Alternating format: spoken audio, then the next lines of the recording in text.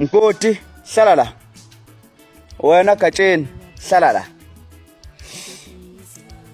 Kade nganitshela ngathi isikhathi sokukhohlisa abantu noma sokwenza abantu iphuphu sesadlula. Lozo insuku bafuthi sezadlula ngeke iphinde ibuye.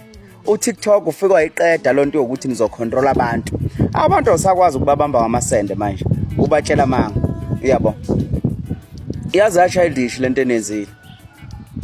Asadephendelile bafuthi emaphepheni. Uthi ilanga lizobhala yini noma isole lizobhala yini asena ndaba nalonto thina. We don't give a fuck ngempela. Ningazondi thina.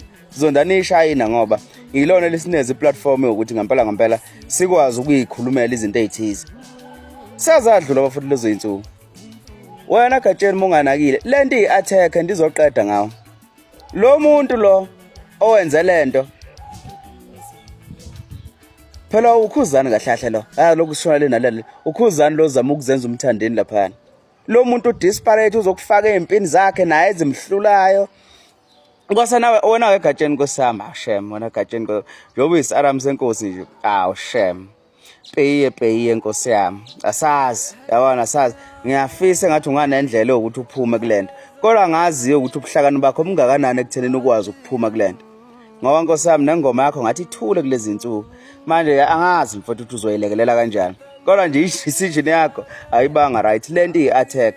Phela wena uqala wayibiza ngomalume emakhosini. Wathi umalume kubo. Yabo. Wathi umalume kubo. Wena ngaso sonke isikhathi uhlezi nje ubusy. Ukopolotana amakhosi.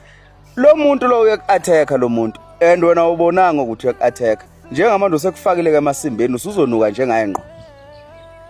Usuzonuka njengaye ngqo. Wena sekuzobhuza impukane eduze kwakho. Impukane ongahlanganeke nazo. Kodwa ke wena ovumile ukuyifaka emasimbeni.